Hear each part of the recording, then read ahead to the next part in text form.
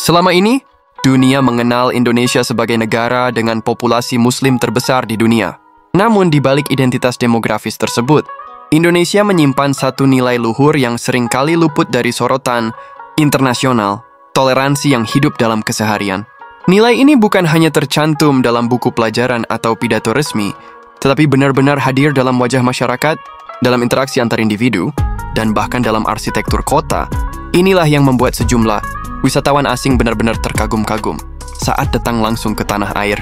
Salah satu momen yang mengesankan datang dari sepasang wisatawan asal Eropa yang berkunjung ke Jakarta. Dalam salah satu kunjungannya, mereka memutuskan untuk mendatangi Masjid Istiqlal, masjid terbesar di Asia Tenggara, yang menjadi ikon spiritual sekaligus kebanggaan Indonesia.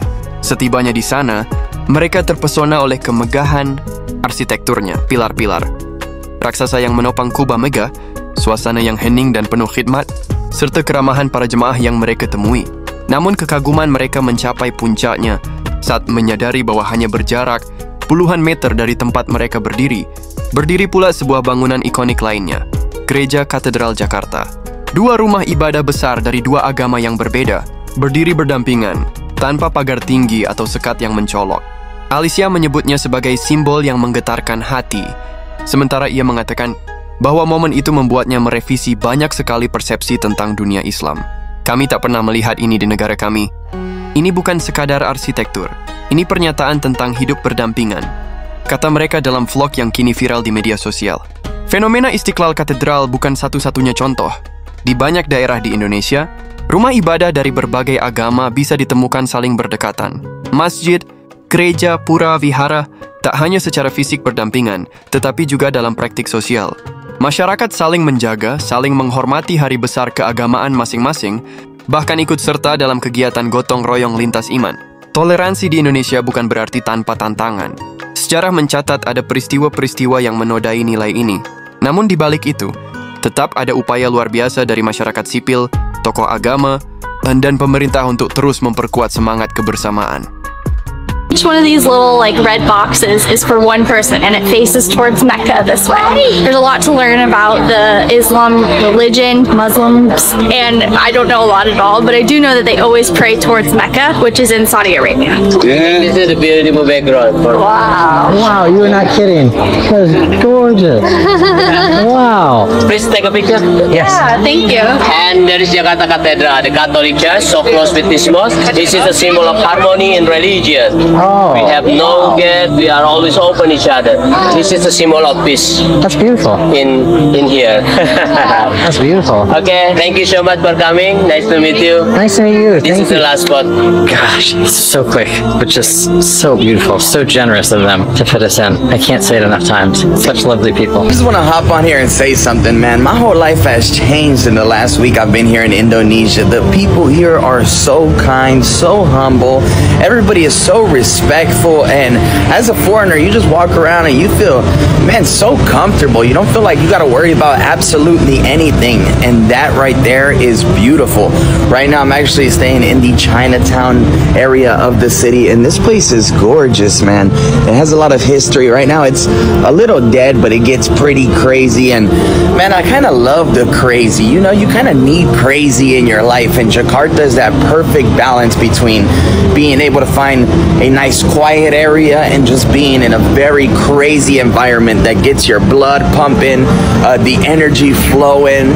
This place is awesome. I see why so many people from around the world are moving here and choosing to live in this city, or even choosing to live on different islands here in Indonesia. The people are just, man, it's special. It's a special place, and it doesn't matter how many videos I make, you gotta come here and experience it for yourself in order to fully understand.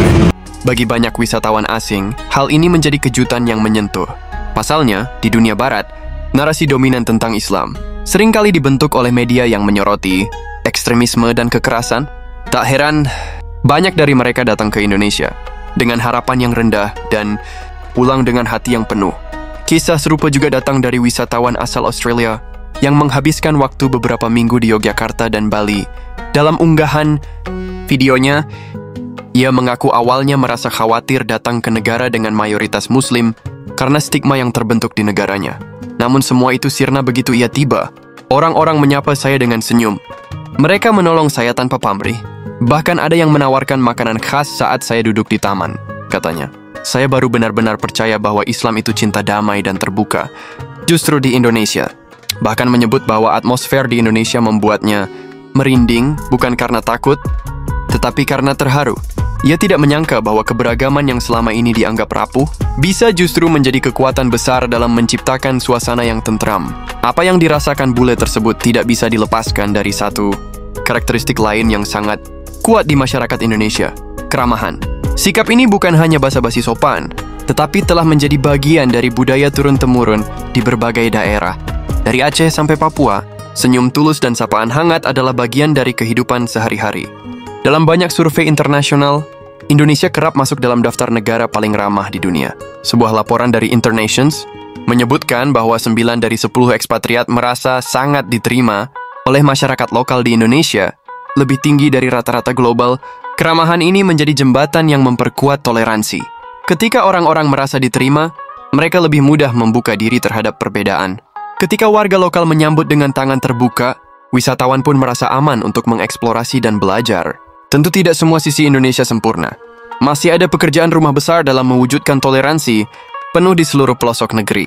Masih ada berita-berita tentang diskriminasi atau ketegangan. Namun di tengah segala itu, pengalaman nyata para wisatawan asing ini memberikan secercah cahaya bahwa dunia mulai melihat Indonesia dari kacamata yang lebih jernih. Mereka tidak hanya melihat Bali atau makanan lezat, mereka melihat nilai-nilai luhur yang hidup di masyarakat.